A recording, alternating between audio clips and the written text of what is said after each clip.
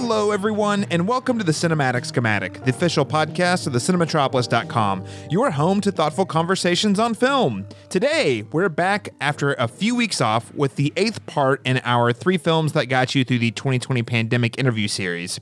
Now, in this series, I am speaking with a wide variety of friends, colleagues, and professionals working in the film industry, largely in my backyard of Oklahoma. I'll be speaking with each guest about how the pandemic has impacted their line of work before talking about the 3 movies that helped them get through it all.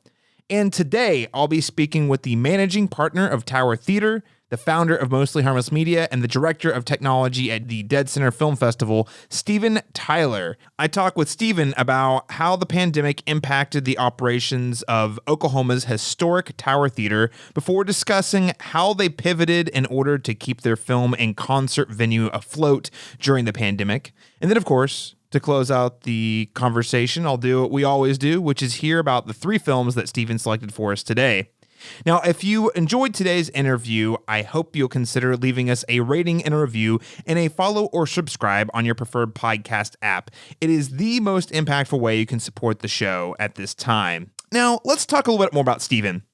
Steven is one of the Oklahoma City film community's hardest working individuals. I like to think of him as a jack of all trades and all things technology for the deadCenter Film Festival. But again, as I noted a moment ago, he also co-operates Oklahoma's historic Tower Theater. Now let's talk about Tower Theater here. This is a locally owned and independent theater here in Oklahoma City that opened in 1937 and is one of OKC's last original movie houses with an intact auditorium, a neon marquee, among many other things. Now, after many years of movie premieres and historic runs of classic films, the website describes it as the Grand Dame of Uptown. It was reduced to showing adult movies before closing in 1989. And of course, the theater has since been remodeled and it reopened in 2016 and 2017, most recently as a music venue, a community event space, and a movie theater. And again, like what Uptown likes to refer to as the crown jewel of Uptown, Oklahoma City. Now, of course, the theater did temporarily close down due to the COVID-19 safety and the dangers of COVID that we experienced last year.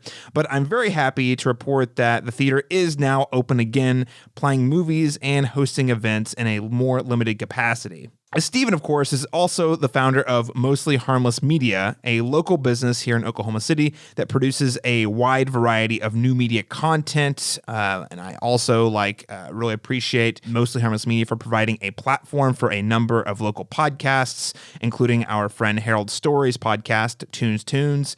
It also provides a platform for Let's Pod This, Mitchell Talks, and then Steven's very own We Apologize for This Inconvenience, among many other podcasts that you should all check out over at Mostly Harmless Media's website. And of course, Steven and I, we partnered together a couple years ago on many different showings over at Tower Theater. Things like Blade Runner. We also watched Batman Mask of the Phantasm. The Cinematropolis was a big part of Ready Player March, a really cool little series that we played down there at Tower Theater. So again, our friendship with the venue goes way back, and we are so thrilled here at the Cinematropolis to see the theater reopened again. So without further ado, let's go ahead and move into today's interview to hear from Steven.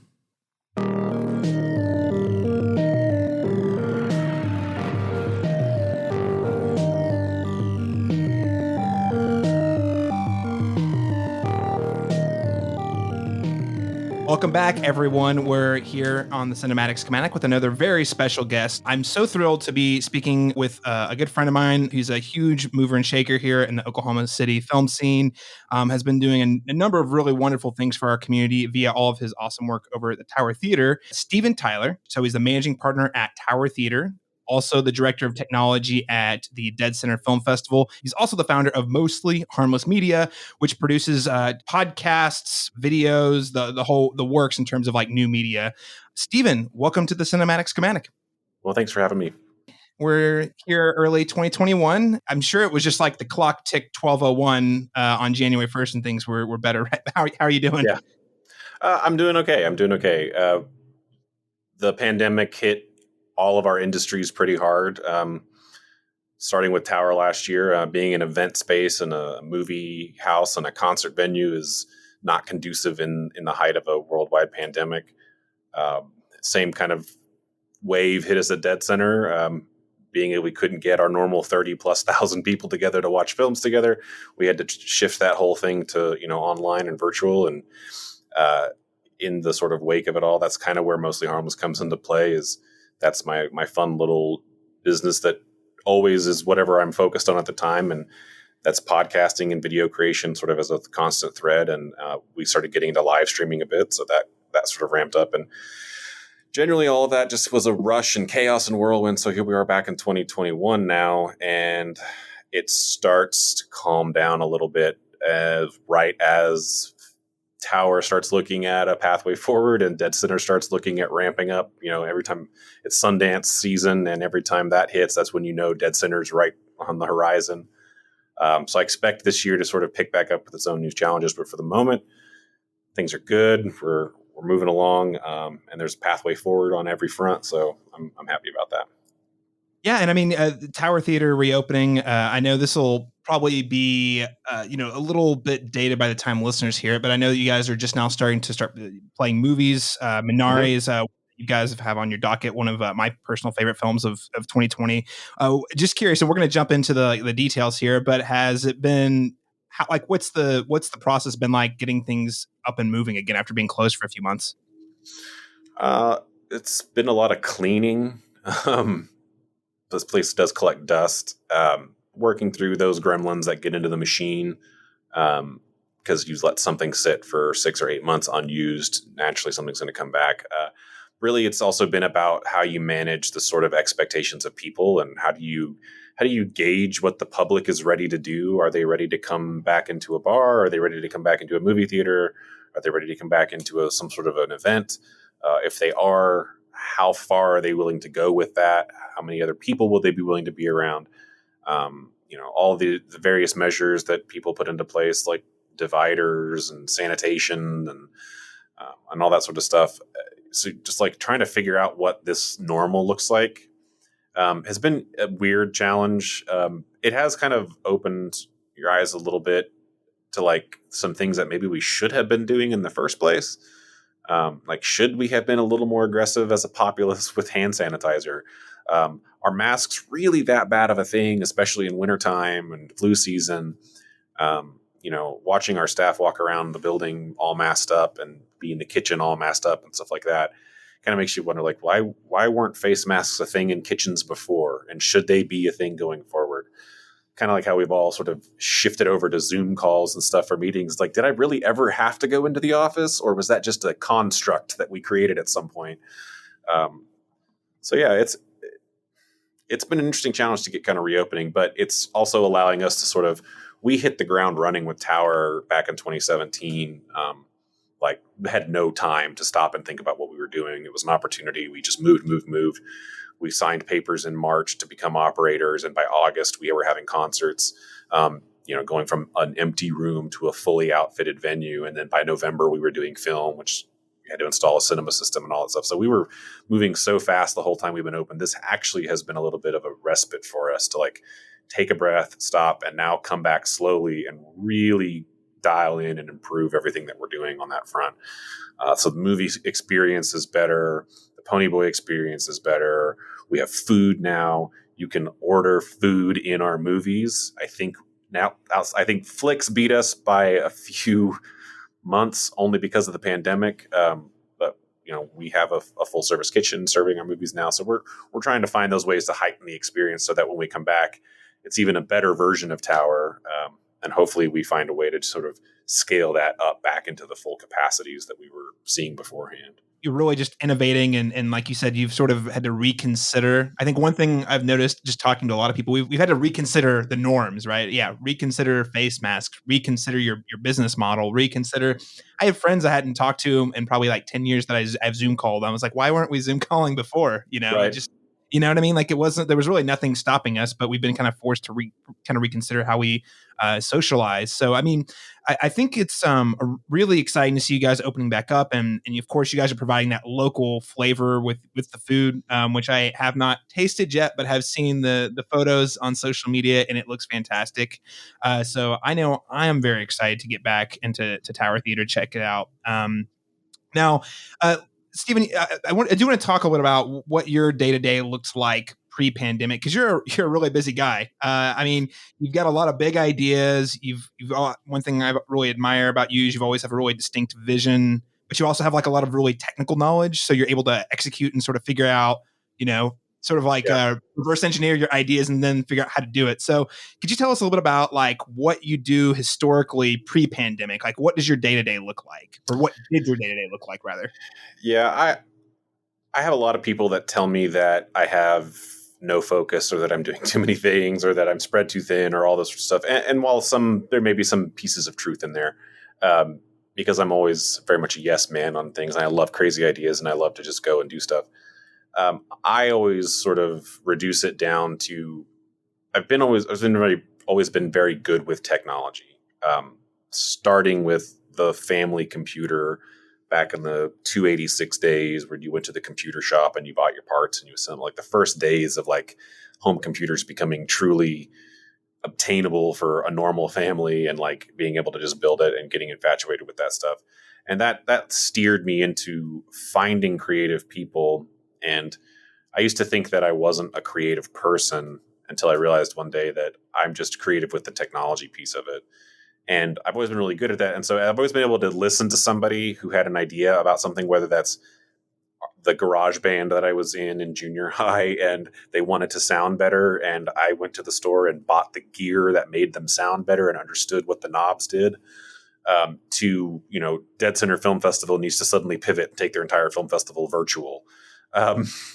So I would sort of reduce it down to consulting on how to get creative people to use technology better to see their vision come to life. Sometimes that doesn't make a lot of sense to people, especially if they're in an older format or an older medium. But I think that there's ways to adapt technology to everything. And so even the day-to-day was that's sort of the umbrella under which I've always done things. That's why I said yes to deadCenter when they needed technical support with their ticketing system, which is how that whole ordeal started. It's why I said yes to our partners now in Tower when they were struggling to find a decent operator. And I just had that skill set and those resources. So my day-to-day has always been about technology and about using that creatively. And that can underline, I think, everything that we talk about in terms of what my day-to-day is. So yeah, if it plugs in, turns on, and you want to make people like go ooh and ah, and you can't figure out how, that's me. I may not be the best at coming up with the initial idea, but I love like to take something and, like you say, sort of reverse engineer what you need, and then from there I can tell you what else is possible, and that's where it gets really fun when it's like you don't understand why I'm hounding you staff to use this platform, but what you realize is once we're on that platform, it can do these great things, and we can do so much more with it, and it makes things so much easier in the long run if we just do it now. So that's been my day-to-day, is convincing people technology is not the devil and you can be creative and it can make your life better. Yeah, and all while running a local theater and community space for both musicians. And I mean, you guys have done a lot of awesome stuff at Tower. But that's it, right? Like what Tower, my ethos at Tower from the very beginning was we need to have the best audio visual production in the city, in the state, and it from the customer's perspective, whether that's you're a ticket holder to a concert or you're the artist on stage or you're the event hosting your event with us or you're the film studio who I booked your film, you want your thing to be executed at the highest level. And so we built a room that was so versatile. I mean, you've been here a number of times. It's changed slightly. I don't know if you know that we moved some stuff around, but when we first built our room, it was a concert venue on the floor, and our cinema system was in the balcony, and it was all automated, and we could run a 9 a.m. conference for the health department, and by noon be running matinee films, and by 8 o'clock there's a band taking stage. Like, we could do that in a day, and that was what we thought we needed to do to survive. And that's all through creative use of technology. I mean, everything in this room, those turnkey pieces, the automation pieces of it, how everything interacts together, that was the sort of like spin I put on it. It's a lot of people could have opened Tower Theater and it could have looked a lot of different ways, but that was sort of my take on it. Is let's leverage this stuff. Let's not, cheap out on a few pieces. There's a $10,000 light dimmer on the wall I didn't need, but that's the thing that now makes the movie lights dim at the right time, and it makes the house lights come back on during concerts, and it gave us that control from all the different systems. So as much as that seems like it was like a waste, it's probably saved us hundreds and hundreds of hours of labor and frustration and annoyance.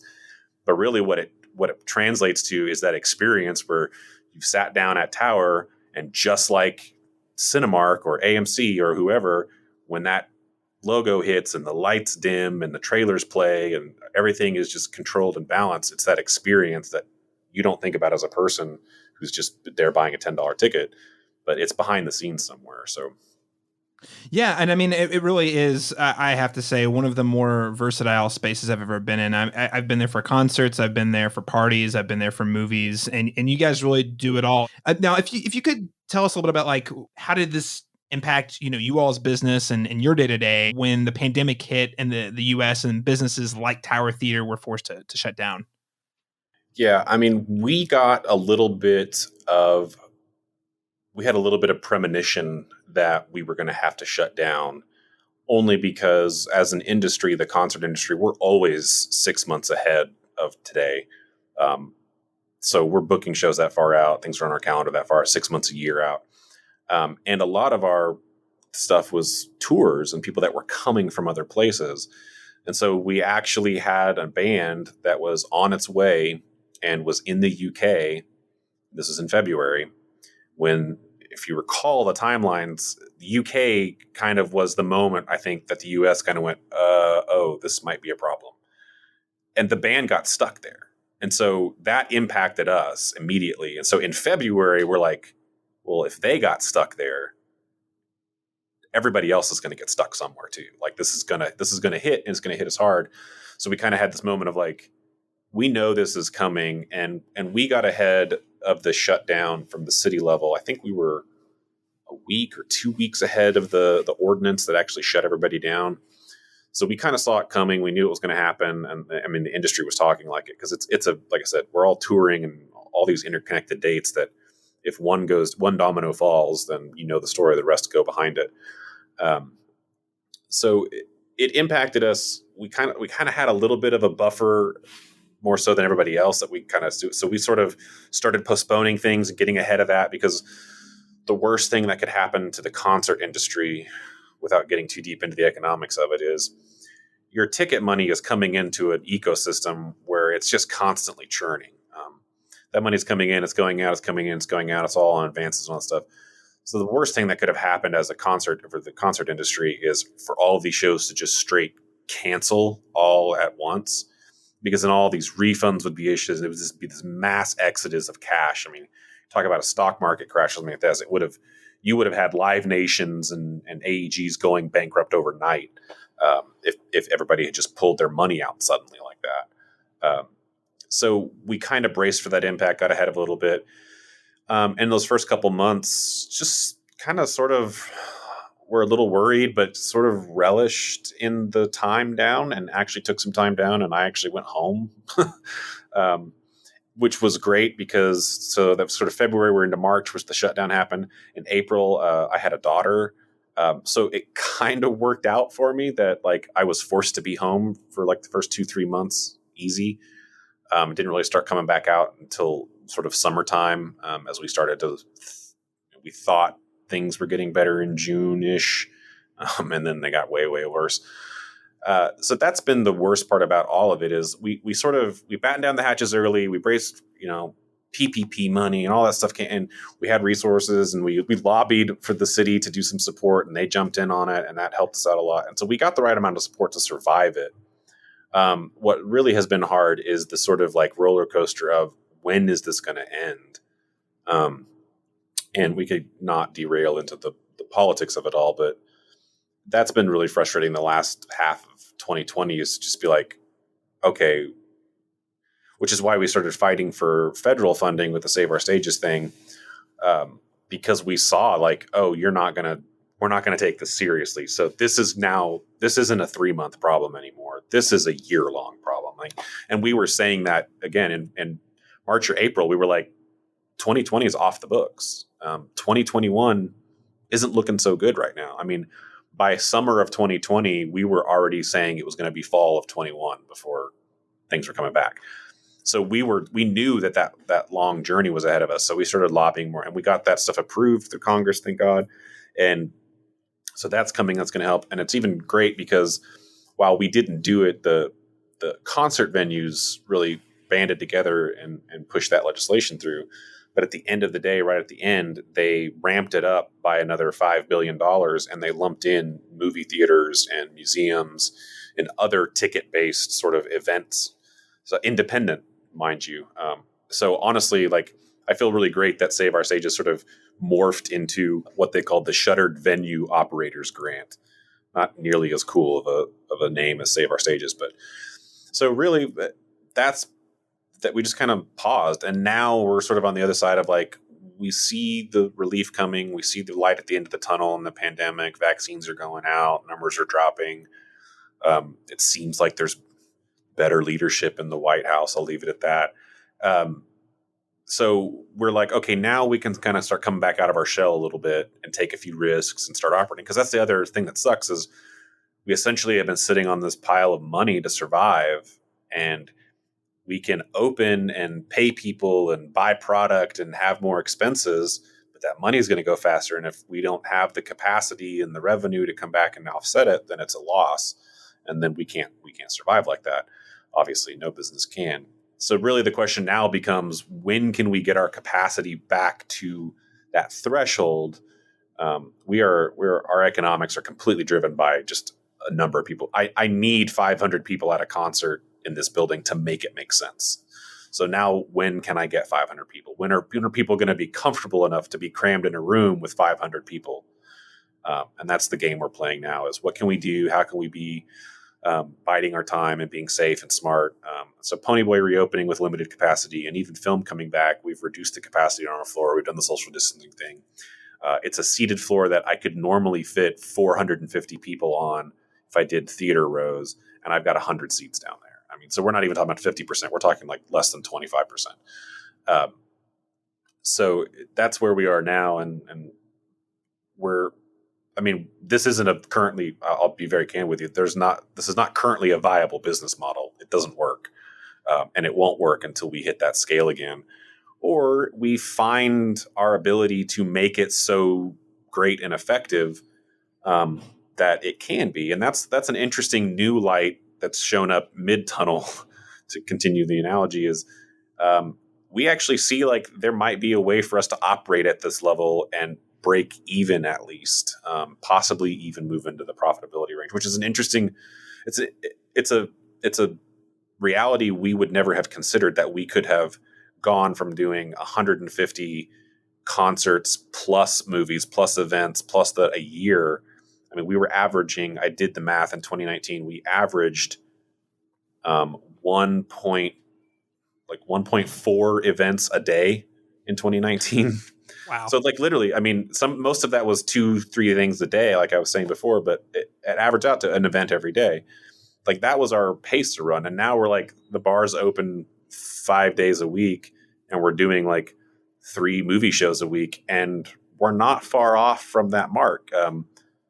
Some of it is people are willing to come out right now, and we've modified some things, and adding food adds revenue and all this other fun stuff. So we're just being super creative right now and trying to figure it out. But yeah, and I mean, I think I want to follow up on that piece there. I think it's a twofold question. I think the first part is maybe you've already talked a lot about, like, just at a high level, like what did it look like when you shut down, and how you guys have been, seems like, ahead of the curve, and you were able to pivot really successfully so that you're at least in a somewhat secure position as far as you can be a theater in a pandemic. Tactically, what sorts of things did you all have to do as a leadership team over at Tower in order to sort of reach that point where you could feel okay about where you were at? And then the second part of that question is, with that in mind, seeing the sort of revenue opportunities that you've been able to launch in the last couple of months, do you actually foresee Tower coming back stronger once we kind of return to a quote unquote new normal?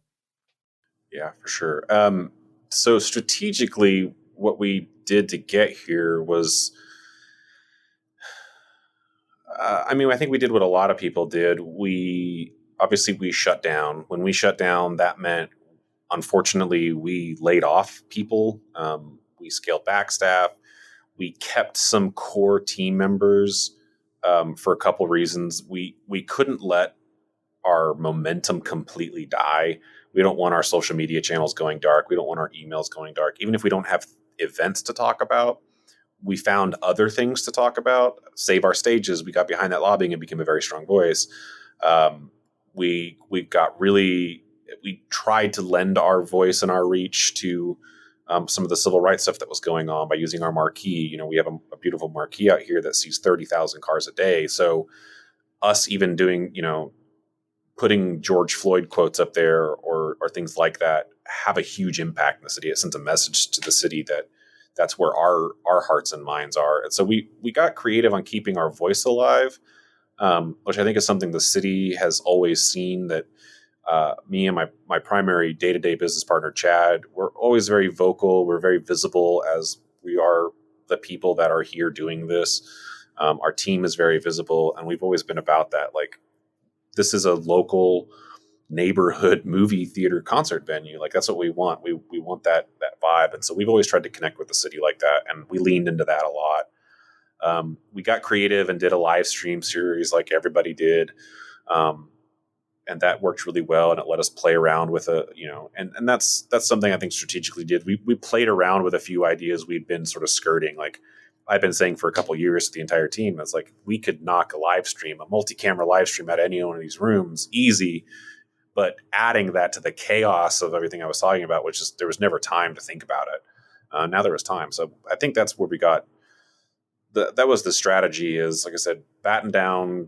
We took every piece of financial support we could get, PPP loans, EIDL loans, the city grants, the federal grants, because we have to. There's still bills to pay. We have loans that have payments due, and some of it was deferred, and we did everything we could possibly do from that side of things.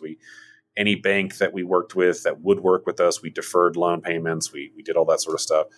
So we did our due diligence to be like mindful business people and worry about the bottom dollar, but at the same time trying to like keep people as employed as we could. Some staff went to halftime. Our social media digital marketing guy went to halftime. Our events person went to halftime. We started selling a lot of merchandise online. We did, a lot of people pivoted to that early on, and we did record numbers out of our merch store. And there are more Tower Theater shirts out in the world now than there ever have been.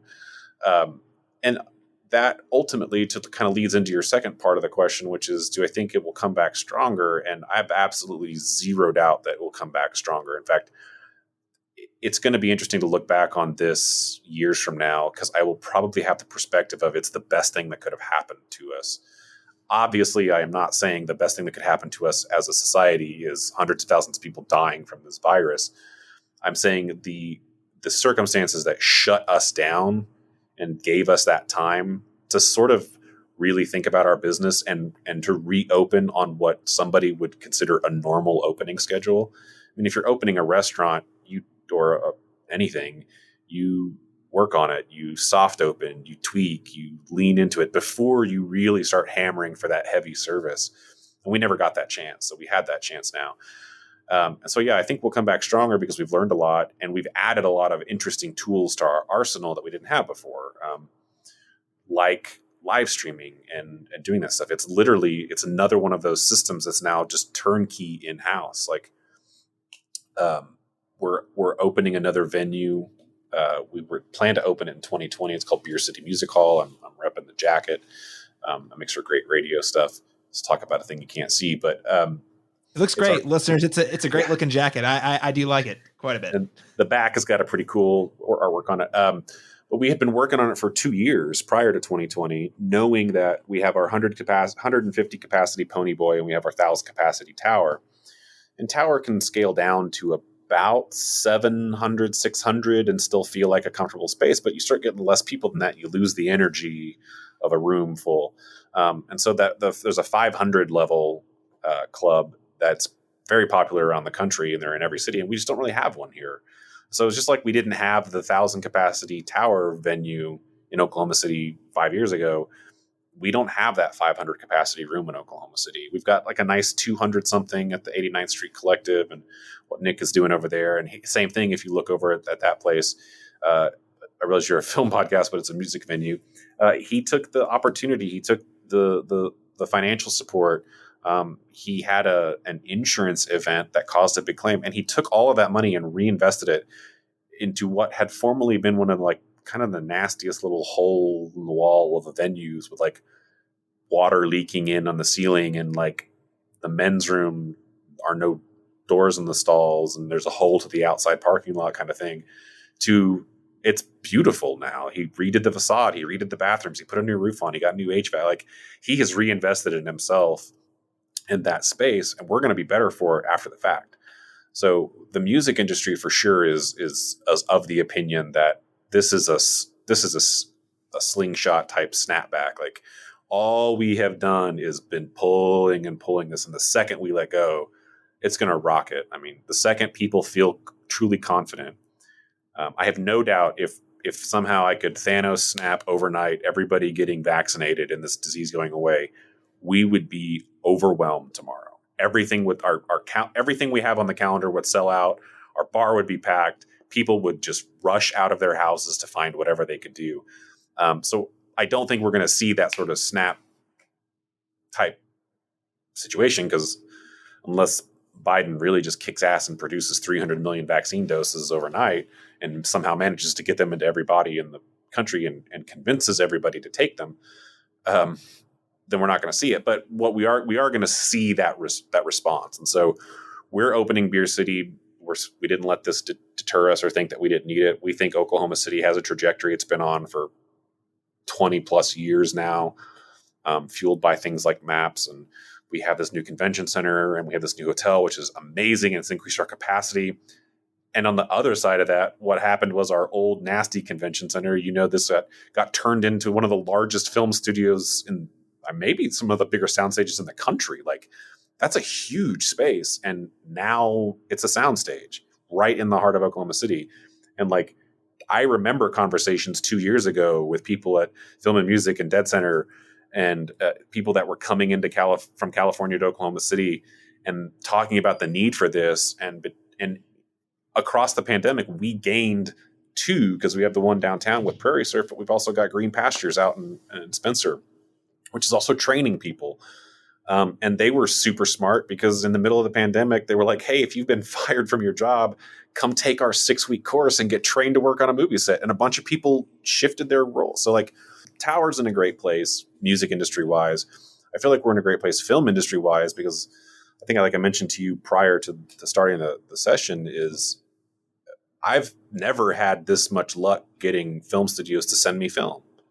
I'm a single screen little house that has a really dirty screen. By that, it's an industry term for like, I have 1 or 2 time slots a week. Maybe I can throw your film up because I got concerts and events and everything going. But right now the screen's clean, and I've got weeks. I gave Earwig and the Witch from Studio Ghibli and G Kids, I gave them 2.5 weeks because I had it. Like, what the heck else am I going to put on the calendar? We booked. And so that's what they've been wanting. But also if I had to like guess, I'd say 40% of screens in the country are open. Maybe if I just took a guess, less than that. Yeah. Yeah. Cause I don't know. A lot of the big chains haven't really, I don't think, ramped back into it too much yet. So like right now they're desperate to get stuff on screen. And people are coming, not hundreds and hundreds of people like they used to. But again, our first screening of Minari as of recording this has 20 tickets sold, and it's been on sale for like 2 days. That's really good numbers for us on a normal day. Like, to have that kind of momentum, we're 2 weeks out from that screening at this point. So, I would almost expect that screening might sell out, which would kind of be nuts.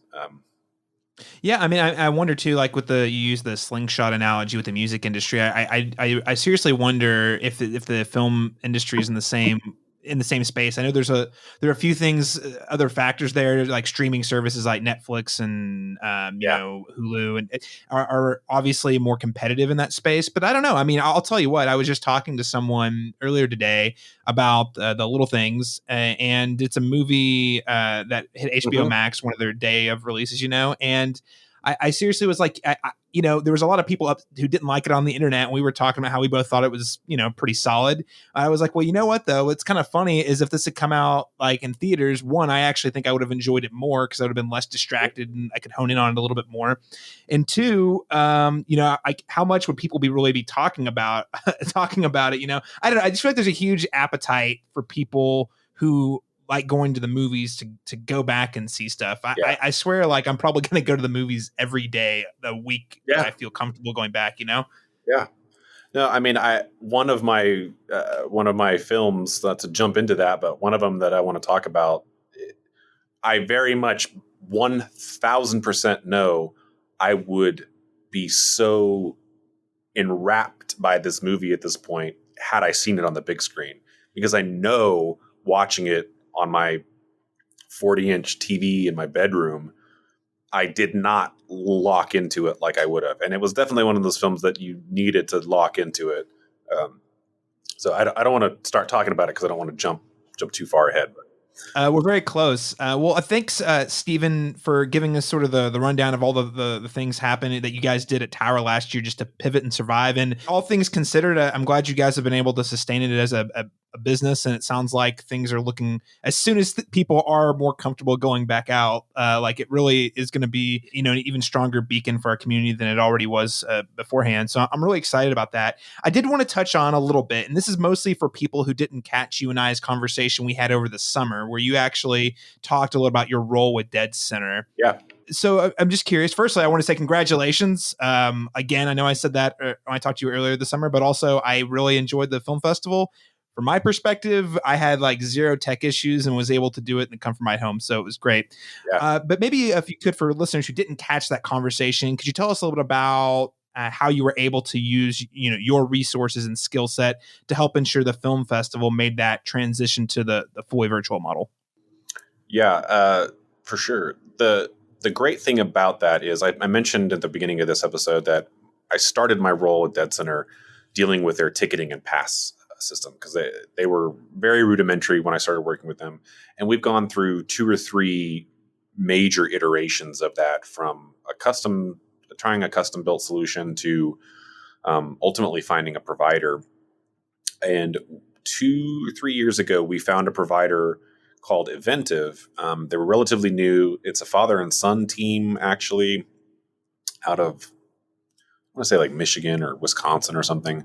And they had been the helm of a film festival up there that was pretty big for years. Long story short is they built a product they wanted and then realized there was more money for them, I guess, in selling that product than trying to.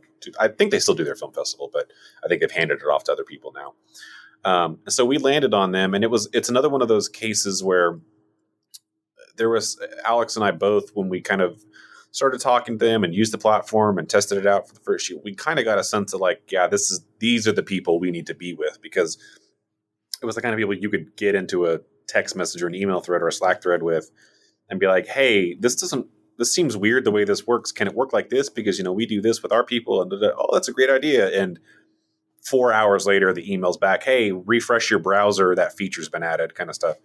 And so we had adopted that platform. And the reason that's important to answer your question is and that's that sort of like-minded, use the right technology. Maybe it doesn't make sense now, but I promise it'll make sense later. There's something about it. And they had already begun work on a sort of virtual video on demand type integration with their system, because that was already starting to become a part of festivals. And even if it wasn't for the public, there was a lot of that back channel stuff of like, getting screeners to certain judges or whatever, or maybe there's a really great distributor that you had on slate to come in, but they missed a flight or something, they broke their leg and they couldn't make it, but you still want them to see the film, so you need to give them a secure way to access that stuff. So they weren't seeing it. I don't think they were seeing it as a full, like, take a whole festival online thing, but they had already started to work on it. And so when the pandemic hit, that's when they were like, oh, we need to ramp and scale this real fast. And so they came to us before we even started thinking about what platform should we use, and said, we're going to have a platform. And it's just going to integrate into your ticketing, and your people it's going to feel so comfortable. They don't have to learn or do anything. And that was huge for us because, as I said, we started with ticketing. We'd gone through 2 or 3 iterations of different ticketing over the years. And you've been a long-time deadCenter person. You can probably look at from the outside and see that, how we've changed things over and over again. And so we were really apprehensive about like having to find something entirely new to kind of redirect everybody to. So the fact that it was there, and also deadCenter already had put passes on sale. So it just made it super easy. We didn't have to do anything. We just had to add the films in. And so when that took that sort of chunk of how are we going to deliver this stuff, the core components of the festival, like the films, how are we going to deliver that to our pass holders? Oh, problem solved. Checkbox. Great. That really kind of freed up the bandwidth of everybody to start thinking about, okay, now how can we make this feel like deadCenter? Again, our focus became, we know how we're going to get films to people. How do we make this deadCenter? deadCenter is known for a lot of things beyond the films. It's known for networking. It's known for parties. It's known for all sorts of things. I know 2 or 3 filmmakers that in the last couple of years of deadCenter, like I was there when they met, and then I was there the next year when they had collaborated on a film, and then I was there the next year when they were back and had one other festival, and like watching those sort of interconnections. And so like that's where we started to get kind of crazy with using whatever technology we could get our hands on that people were comfortable with. So Zoom was a big part of it. We did so many freaking Zoom calls, and I was exploring like 4 other platforms beyond Zoom at the time because I was looking for something slightly better. And StreamYard popped up, and Restream.io popped up, and all these people started popping up, and you could see everybody racing to the top. But by the time they got there, we were already done. So, and so then, like, to your point, like what resources I had to bear? Well, I had a production company that was very well versed in things like live streaming and things like producing new media type content like podcasts and whatever. I had a giant venue that was empty. I had audio video techs that had no jobs, nothing to do. So we pretty much just kind of took all those core pieces and shipped them all downstairs to the main room and kind of built this impromptu production facility inside of Tower in the different spaces. And we had all these rooms and different stuff. So we were able to do stuff in the studio here. We set up a system in Ponyboy. We set up systems in the main room and produced, I think the count was, I want to say it was like 100 or 200 hours of content. Like we basically produced the DVD extras for all the deadCenter stuff. Like every single film had a Q&A afterwards, and there were all sorts of, they did all the awards virtual. And we even, it was right when I think Zoom had like just added this feature for the breakout rooms. Like we were banging our heads against the wall on how to do the distributor forums. That's where deadCenter lures in distributors and literally gives filmmakers time to meet one-on-one. Even if it's 5 minutes, you get 5 minutes with so-and-so from Magnolia Pictures or whatever. And how are we going to do that and recreate that? And the Zoom breakout rooms would solve that problem for us because it let us have a call, and then it let us like curate and schedule time, and you could move people into rooms, people. And so we were able to like recreate those other key pieces of deadCenter. The one thing we couldn't really figure out was parties, but we did some stuff. We had a nice little sort of wrap up at Jones with a limited audience and did a live stream thing there. So yeah, it was just kind of a perfect storm of like, we had resources and people and skills, and deadCenter needed to just ramp this up overnight. And we were just sitting here kind of waiting. So it just sort of all worked out like that. It was a huge learning curve, and we stumbled along the way. but it worked, and somehow we pulled it off. The film festival is in June, and things that started shutting down in March. So it's not like we had Sundance is just now wrapping up, but they had a whole year to plan Yeah. to figure out, okay, how are we going to do this? What can we do? I mean, there were still so many unknown variables, even with the disease itself. Whenever you guys I'm sure, were planning in like April and May, so just made it a lot more, I'm sure, a lot more challenging under that timeline. But yeah, I mean, you guys pulled it off, and I think it was a tremendous event. And I'm really looking forward to seeing how that shapes up in 2021. And on that note, just last question before we move into the 3 films that you picked to get you through the 2020 pandemic. How is 2021 looking for you comparative to last year? You already talked a little about Tower Theater, but what about deadCenter?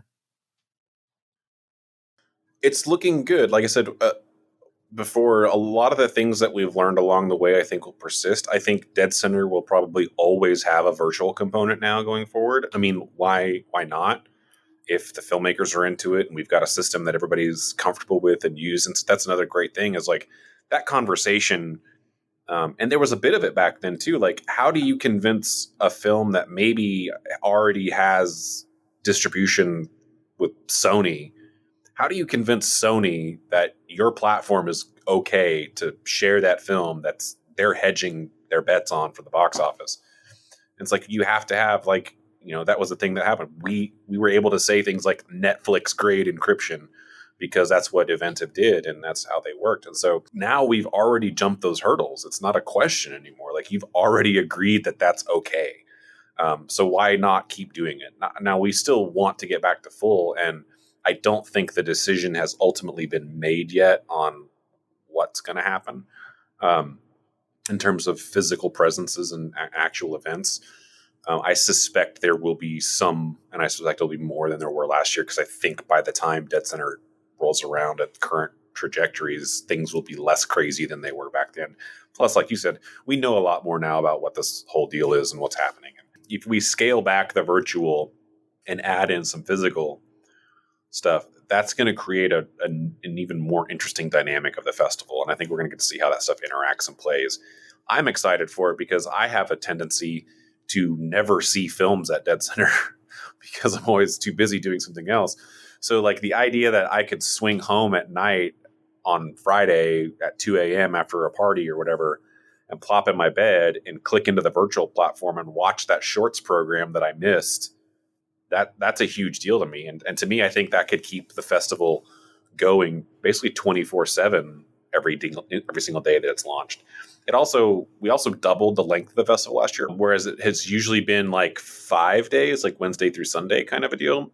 We're taking some of the stuff and we're taking the opportunity to expand on that because we've now learned how to keep people engaged in a festival for 2 weeks. We can hype you up and tease you some stuff on the virtual platform for days, maybe before the actual stuff starts. Right, and you can recruit Martin Scorsese to appear at your festival, right? I mean, Yeah. not a bad bonus, right?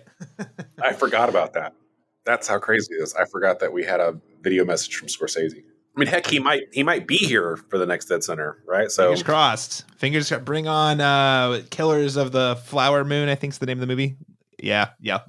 Well, very cool, Stephen. Well, thanks for just sharing a little bit about your story this last year. I know for a number of theater owners out there, especially the independently owned ones like Tower Theater, have been sort of highlighted as one of the areas that have struggled. But really excited to hear that things seem to be trending in a positive direction heading into the new year.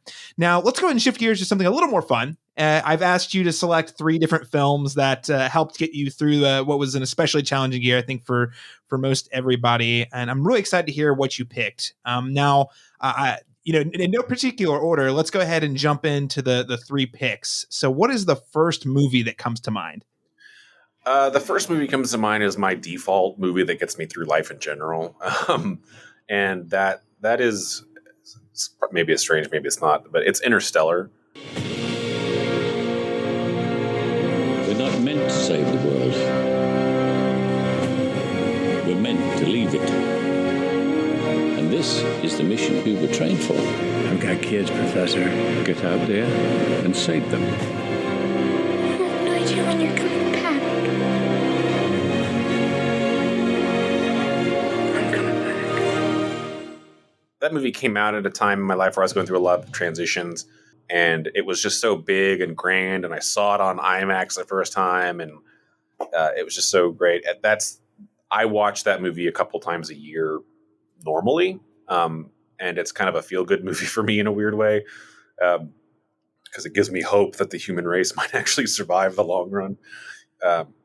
And I'm a big Christopher Nolan fan, and I'm a huge Hans Zimmer fan, and I think that film is fantastic. Obviously, there's a lot of stuff in that film and a lot of nods to other films that are fantastic. But I've recorded many, many hours of podcasts about that film myself. I've had many conversations about that film. I have deconstructed that film. I have analyzed that film. So that's always going to be on my list of films that get me through any time. I have to ask, because I feel like this is a conversation I've heard occur online, specifically around Interstellar. You being a new father this year, which, by the way, congratulations. Thank you. Did when you watched Interstellar this year, did it take on any sort of like new meaning or resonate with you differently? Oh yeah, definitely. That scene where he's getting the messages that have been queued up for 22 years, and he just watches his kids basically grow up in the span of hours instead of decades. McConaughey did a really great job. I feel like of just like, you see that just sort of like to deconstruct him in that moment, and he loses it.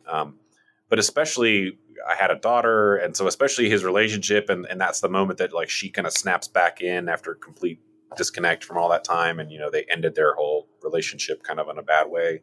That scene already would break me down on any given day, but like being able to put myself in that shoe of like, can you even imagine what it would be like to be a week out from seeing your 7-year-old, and suddenly she's 39 or whatever, like, or 30, and she's kind of pissed at you still and hasn't really forgiven you. And like, God, I don't even know. I mean, my daughter hasn't even said a word to me yet. And I feel like if I got my relationship at that point with her, it would just destroy me. So it definitely took on a new meaning. Just being able to actually empathize with that, like having a daughter and all of that. So yeah, and that's what I love about Interstellar is I can nerd out about that film totally about all of the science and pieces of it. And at the flip side, I can turn around and nerd out about that film about all of the emotional, like, undertones and all of the symbolism and all of the things. And then you can kind of zoom out from it as a whole and realize that it's some kind of weird time loop. And, it's buried in there as a time travel film. And that's like one of my favorite sort of subgenres of movies is anything involving time travel. I think that's one of the beautiful things about, Christopher Nolan films in general, but I think Interstellar, I think is probably certainly one of his more emotional movies, but like, there's a lot of layers to it. I feel like whenever you watch a Chris Nolan movie, you almost never see it the same movie twice, because either your perspective is different because you have more knowledge, maybe you're in a different chapter of your life. So certain characters you gravitate towards differently. He just does a really fantastic job at creating movies and experiences that you can just watch over and over again and feel like it's new every time. I think I've similarly like to you with Interstellar, Inception. I think I've probably seen that movie like 20 plus times. And it always, the 10th anniversary was this past year, and I watched it for the first time in a couple of years. And I was like, wow, this still feels crazy fresh. It still feels like it holds up. And one of the things I think that sets him apart is one of our generation's finest filmmakers. I am curious, I have to ask, if we're talking about Christopher Nolan, though, did you happen to watch Tenet yet? That's on this list. And it's on this list for a different reason. That's the film I was referring to earlier, that I know I'm not appreciating Tenet still because I haven't seen it on a big screen. I just know I'm not. All I have for you is a word. Tenet. It'll open the right doors, some of the wrong ones too.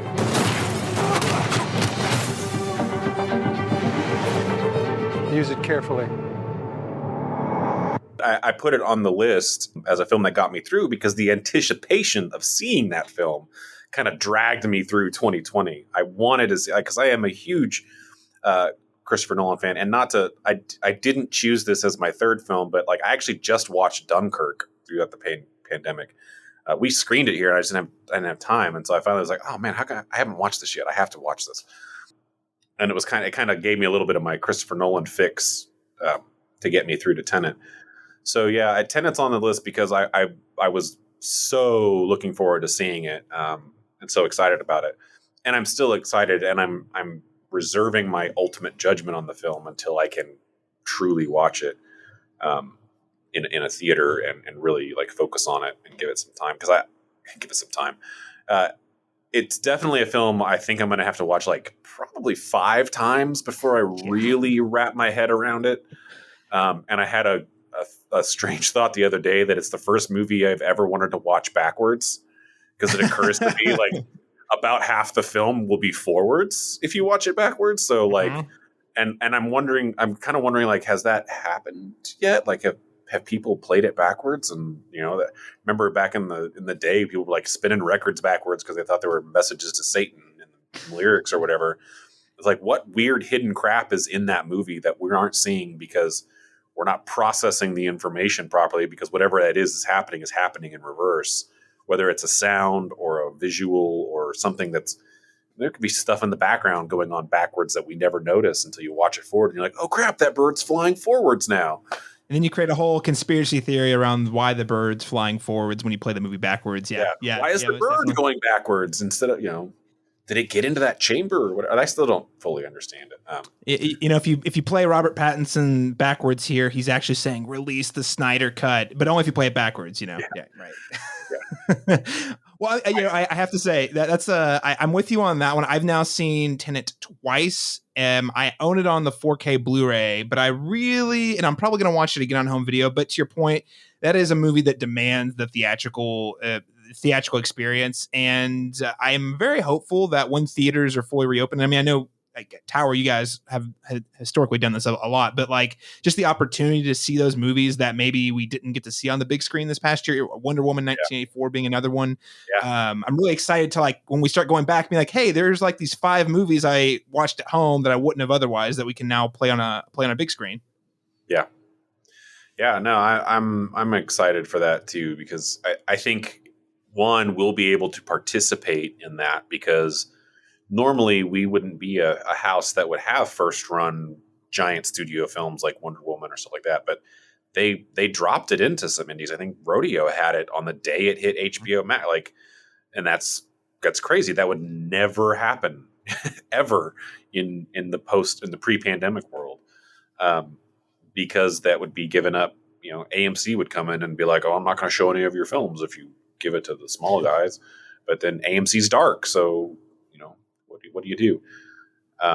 So yeah, I'm definitely looking forward to that, and I'm looking forward to getting back to some of the like fun stuff we would do here at Tower. Like I truly will find out, and whether they say it's okay or not, I will probably host a night where I play Tenet forwards and then backwards.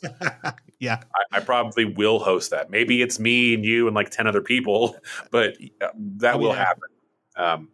And I'm not going to get a studio DCP of that backwards. I'm going to have to make that one. But, stuff like that, and getting back into themed programming. And I ended up in a random Twitter conversation with some people that friends of mine that are my peer group, but they're not in films, but they're musicians. And we all honed in on sneakers in this Twitter thread. It's just like, I don't know, somebody started with like, most underrated score in history, and I was like, oh my god, I know, like that's James Horner score is amazing, and then somebody else tried to be like, oh god, yeah, we could, and they were talking about the musical theory of it, and I was like, we're hosting a discussion about this. We're going to show it, we're going to host a discussion.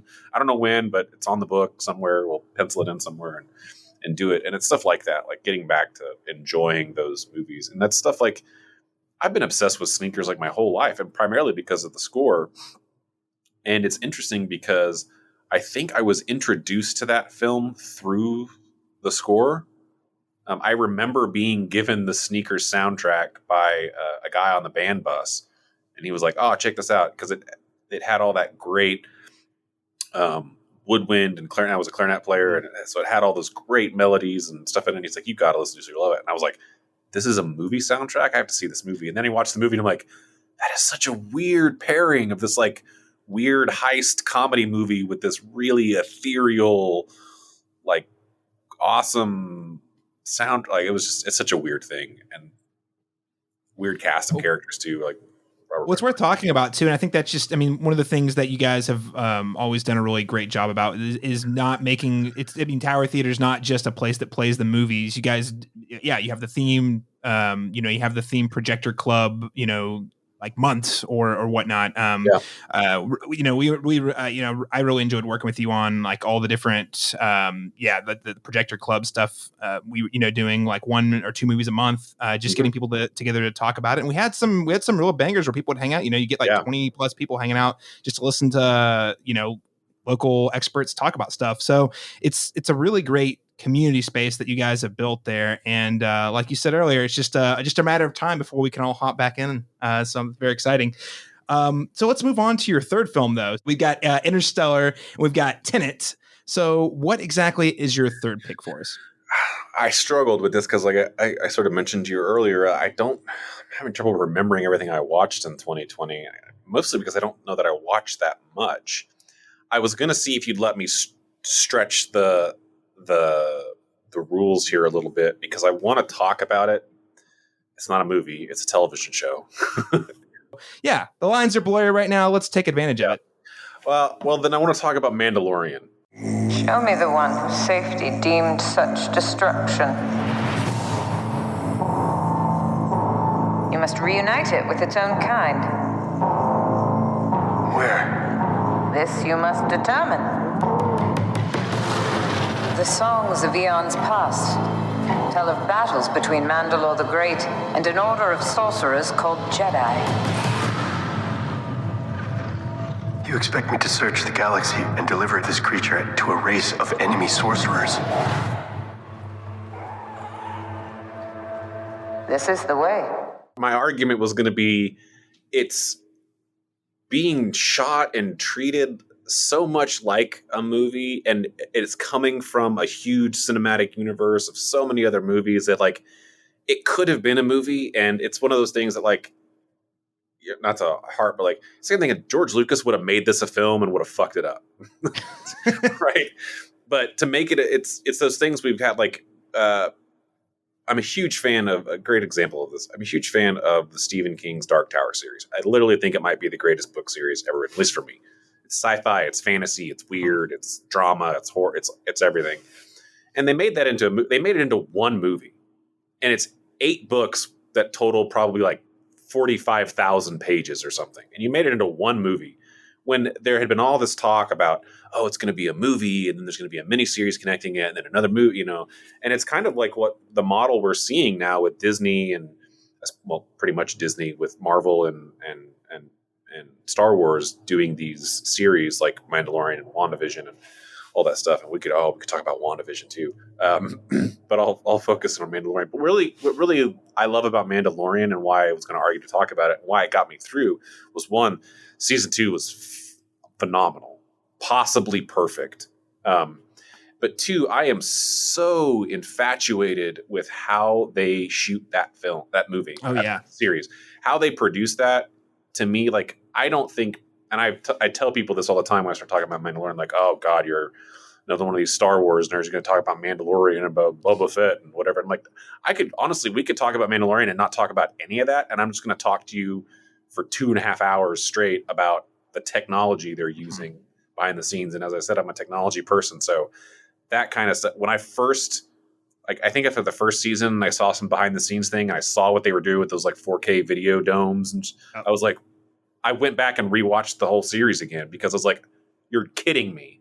That was practical. Like, that's bonkers. And the fact that they just sort of did that, I don't know. Like, I'd heard about some of this stuff coming, and I'd seen some early trials and people proof of concepting stuff, but to see it put into play and be done so amazingly. And then on top of that, it's not just a technological, like, and that's the thing, right? They could have tried to hedge the bet on it being a technological marvel. Like Matrix and Bullet Time wouldn't be as awesome as it is if the movie hadn't also been good.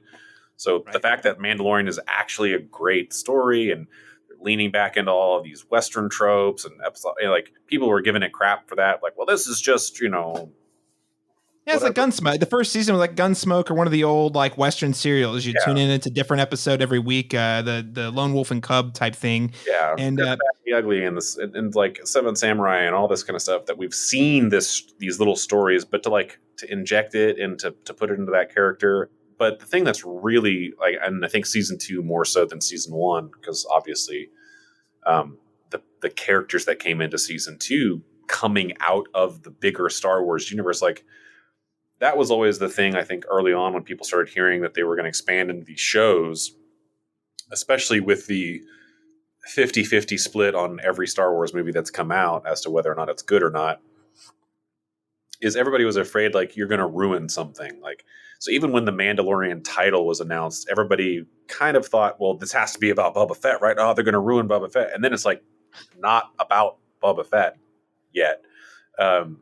And it's diving you into this Mandalorian culture, and then you learn, like, and people don't realize this either. I got to tell my wife after we were watching the second season, because I've been telling her for years, like, you should watch Rebels, you should watch Clone Wars. Yeah, these are actually. She's like, I'm not gonna watch some animated cartoon. I'm like, no, they're actually great stories and they're fun. And she's like into Mandalorian, and I'm like, it's Dave Filoni, like it's the same guy, like he's just shooting live action now, like. It's the same characters, We got, I mean, the Ahsoka Tano episode. I want to say it was the one up season 2. I think it was like episode 5, maybe 4 or 5, just titled the Jedi. I mean, like seeing that character come to life in live action was magical. And they didn't just like, they could have just phoned it in and like had her show up, but no, they made it like as badass as possible. Like she's like a ghost teleporting through the mist and everything. And like you said, they that's an example of them really riffing on like the samurai.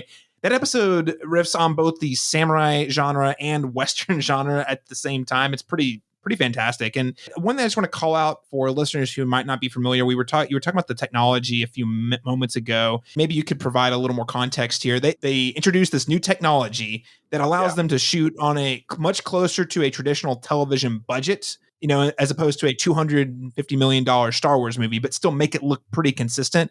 And if I understand correctly, and Stephen, you can sort of like correct me here if I'm missing something, but it's essentially they have a really like large dome that surrounds a stage they shoot on, and it allows them to sort of set these like really beautiful looking CG backdrops, but then there's still lots of the practical effects that people like the puppets and the even like the lightsabers. They can have like the traditional like duels and stuff. So I mean, anyway, yes, I think it is a great piece of Star Wars fiction. But to your point, it's also sort of like paving the way for what these more cinematic looking TV shows are going to look like in the future. Yeah, I mean, and you nailed it. It's literally, and this crazy part is it's kind of like modernizing the oldest trick in the book. Like we're talking about mats, right? Like we're talking about going back to the Westerns, that horizon that was literally a painting that some artist did, but that's like a photorealistic artist, and they're awesome, and they paint this entire wall to look like the expanse of the desert behind you, but really it's a 2-foot pile of sand and a can light that's imitating the sun on a soundstage. They were doing that back in, whatever day. It's that exact same concept, except now instead of a painting, it's this big, bad, high resolution video wall. That's so high resolution that you can't tell it's a video wall. And then all they're doing is, and then they're taking what they, normally they would shoot this on a green screen and they come back in and they composite all that stuff in. They're just taking that step out of it, and they realize that, oh, hey, we have technology nowadays that we can render photorealistic stuff in real time. We do it. Everybody does it in their living room on their damn Xbox and PlayStation every day of the week. And so they literally, from my understanding, they're actually using the Unity engine, which is one of the most like widely used 3D platforms for video game development. And so in real time, they've created that same virtual set that they would have created and composited later, but they're just doing it in real time. And so they've connected the camera to it. So as the camera moves, the perspective changes properly. And so if you've ever seen or worked in anything 3D or seen how they composite that stuff, they're always placing those things in the computer anyways, and then the computer just sort of renders it out. So they're just doing the same thing they've been doing, except they get that result instantaneously. And I can only imagine that even for the actors, that's so much more interesting than standing in front of a green wall. And so it's almost like, why didn't you? I mean, maybe we just weren't quite there with the power to build these high resolution walls and drive all this stuff. And I'm sure they've got a rack of NVIDIA graphics cards just running that thing to high heaven.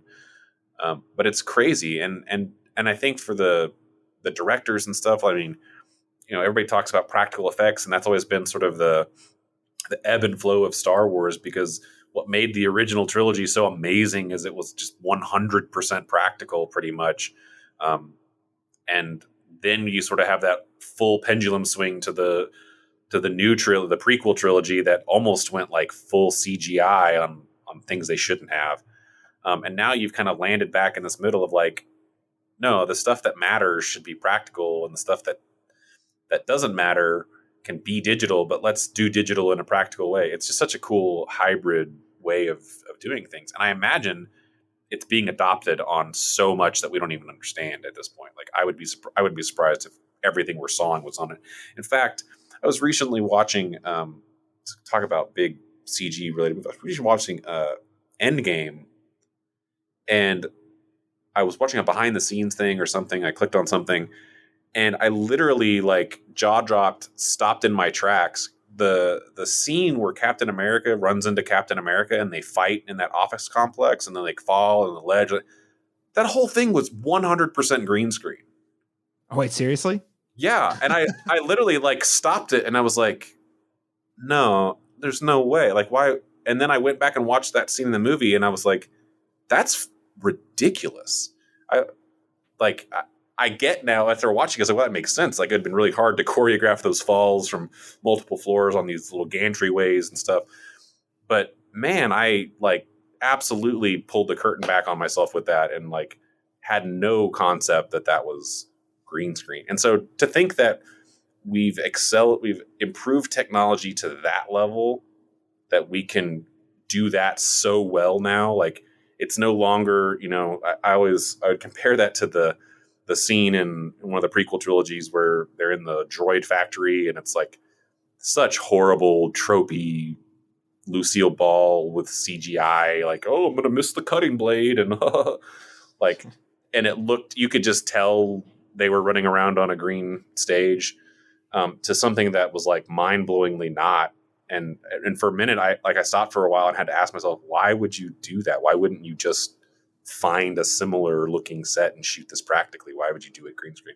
And then you realize, well, first off, it's like they're doubling Chris Evans, so they're already doing a ton of CG work on the damn thing. So why not worry about compositing the background out and just put it back? But it's so crazy to me what they're doing with film and how we're going to adapt these technologies. And I see how VR is going to get even deeper and deeper into production.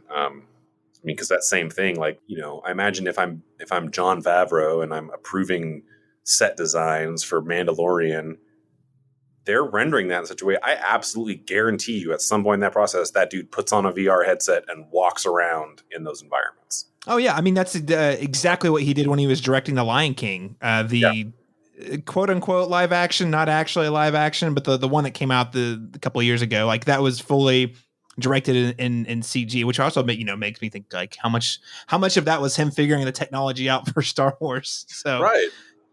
But Star Wars has always been that it's the joke of like, no new technology is ever really like established until it's used by the porn industry.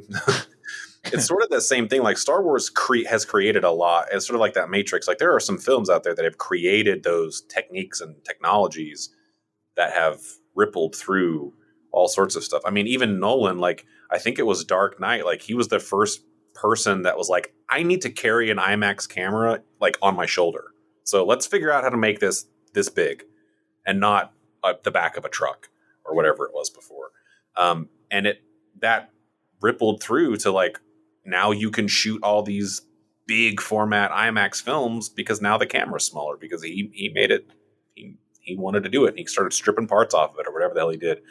Even in, going back to Interstellar, the scene where he's leaving and driving away in the truck, that was the first time I think ever an IMAX was strapped to the side of a vehicle because they finally could. And they're like $100 billion cameras or whatever. Nobody ever wanted to risk it. But now, Christopher Nolan probably just does whatever he wants.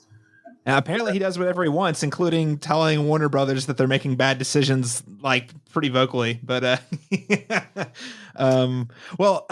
guess to close it out, I have a little short bonus round we'll close out on. But on the Star Wars side of things, I too was generally a pretty big fan of Mandalorian season 2. I had some gripes here and there, but I'm curious. I mean, it seems like coming off that Disney investor briefing in December, we've got Star Wars television coming at us for pretty much forever. So, are you pretty excited about not only the next season of The Mandalorian, but also the future spinoffs for Ahsoka and Boba Fett, and among many others? Yeah, I mean, I think that I hope someone high up at Lucasfilm, whether that's Kathleen Kennedy or somebody even higher at Disney or however that hierarchy works, I hope they realize the treasure that they have in Jon Favreau and Dave Filoni. Because I don't think there's been a bigger Star Wars nerd ever to exist on the planet than Dave Filoni from the videos and stuff I've seen of him talk. I think he legitimately could go toe-to-toe with anybody you've ever met. And then also, he's a great storyteller and he's a great writer, and he understands it so well that he can create these things that, because, pieces of people being divisive about Star Wars and stuff, like we said, the last 3 movies that have come out, we all know they've been pretty much 50-50. Like, you either love it or you hate it. Maybe Force Awakens kind of wrote a little more towards, everybody seemed to kind of like it because it was the classic J.J. Abrams mystery box. Like, we were all like, what the hell is going on? This is going to be awesome. And the problem was taking that long term. And so I hope they learn from that mistake of, like, I think what was strong, and even why the prequel trilogies, like, I go back and watch those, I never hated them that much to begin with. There are some cringe moments in them. There's 25 minutes too much pod racing and that sort of stuff. But it was still Lucas, and you could kind of see that thread, that vision he had was still winding through. It was such a big gap from the original trilogy that we couldn't really see how all the lines connected. So I hope they keep them engaged, and I hope they keep them at the top of it. And if they do, then I'm super excited about it. If I find out they fire Dave Filoni next week or something, I'll probably be like, whoa, that's probably not a good idea. That's a big, major loss. And I mean, he really, in some ways, is sort of like, and I think in a good way, is like George Lucas's protege. I mean, because they worked so closely together on Clone Wars, and I can't remember how involved Lucas was on Rebels, but definitely Clone Wars. Like, they were having meetings all the time talking about this stuff. So and you've got him, so he sort of like carries the torch from Lucas and has the vision and understands what Star Wars is. And then Jon Favreau is quickly becoming, I think, in my mind, one of the most influential people in cinema, because if you think about the things that he's done, from Iron Man and literally kickstarting that to this new technology in Mandalorian, to what he did in Lion King. There was something else the other day that I was like, oh my God, I forgot that was also a Jon Favreau film. As film lovers, and especially the nerdy side of film lovers, we definitely owe him a lot. He's certainly been one of the big movers and shakers in pop culture for the last 10 years. Even if his name hasn't been front and center, he's definitely been behind the scenes. And so far his track record, I would say both in terms of like audience reception and box office, has been overwhelmingly positive. So fingers crossed. That's what I was thinking of. Elf. I forget that Elf is a Jon Favreau movie. It's like, that one comes up a lot because every Christmas time we have to show Elf at least a couple of times. So. All right, Stephen. Well, it's been a real pleasure just talking with you for the last hour, give or take a few minutes. If our listeners want to keep up with all of the great things you're doing over at Tower Theater and Mostly Harmless Media and the deadCenter Film Festival, where can they keep up with you online? Probably the best place where I'm most active is Twitter. I am at STPHNTYLR. It's my name with no E's. That's the same handle on Instagram. I believe that's my same profile name or whatever on Facebook, so people can follow along in most of those places. Follow along on the Tower Theater channels if you want to stay up to date with that. TowerTheaterOKC.com. Theater spelled the classic way with the RE. Hop on the mailing list. That's probably the best way to just get the direct. Everything always goes to the email list first, so if you really want to be on top of everything, it's there. Other than that, just be in OKC and wander around or come by Tower. I'm in this building once a day at some point. So whether that's a film or a cocktail at Ponyboy or whatever, that's the best way to find me. Very cool.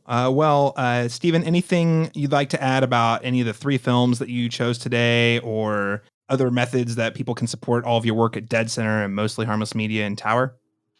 I'm looking forward to seeing Tenet on the big screen, and I'll always be looking forward to the next Christopher Nolan film. It did trigger me to watch a few others. I think I rewatched Inception this year. I told you I watched Dunkirk for the first time. And deadCenter film is going to be interesting this year. Like I've said, it's going to be some sort of hybrid. deadcenterfilm.org for more information on that. Passes, all that stuff. I know they're screening films right now for the festival, so it's definitely on board. Always support them any way you can. They've got great merch. Also, buying passes is one of the best ways to do that. No, Mostly Harmless pops up in weird places, so you never know what I'm doing. Like I said, it's sort of my catch-all for my weird technical consulting. So whether that's films and podcasts or lighting installations or even people's Wi-Fi networks, I've helped them do everything. So you never know where I'll be next with that. Very cool. Well, Stephen Tyler, managing partner at Tower Theater, director of technology at deadCenter, and founder of Mostly Harmless Media. Thanks so much for joining the Cinematic Schematic today. Thanks for having me.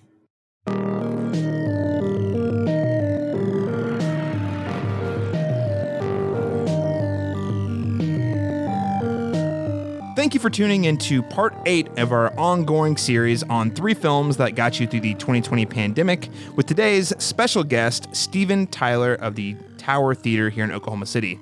Stay tuned to hear who we'll be talking with in our next episode. Now, if you did enjoy today's conversation with Stephen, I hope you'll consider rating the podcast and subscribing on your preferred podcast app. You can also follow all of our work on the Cinematropolis by heading over to Twitter and following us at the Cinematrop, or heading over to Facebook and going to facebook.com/the Cinematropolis. And of course, you can also find more of my work personally on Twitter at CMastersTalk. That is letter C Masters Talk. Now, listeners, we just completed part 8 of this series, which means we are at the tail end. We've got 2 more interviews left. I wanted to give you a quick sneak peek at what you can expect over the next couple of weeks. We have 2 more interviews in this series to round out the 10 episodes that were promised. Plus, we do have 1 additional bonus interview with another special guest, Charles Elmore, who is a local filmmaker working here in Oklahoma on a number of films, including the likes of the Oscar-nominated Minari. Additionally, we have a review for Mortal Kombat. That's right, ladies and gentlemen, we're going to be taking a look at another video game adaptation to see if they can pull it out. So you want to make sure to stay tuned for that as well. And for those of you who are Oscar lovers, I will have a little bit to offer with my friend LaRon Chapman here later this week on the 2021 Oscars predictions. So make sure to stay tuned for that as well. So with that said, let's go ahead and talk about our next episode. Make sure to join me when I talk with the Oklahoma Film and Music Office Outreach and Production Manager, Yusuf Kazemi. I'll talk with Yusuf about his 3 film selections, as well as how the pandemic impacted all of the great work being done here in the film industry in Oklahoma, as well as at the Oklahoma Film and Music Office. You won't want to miss it. Thank you so much for joining us today. We'll catch you again next time.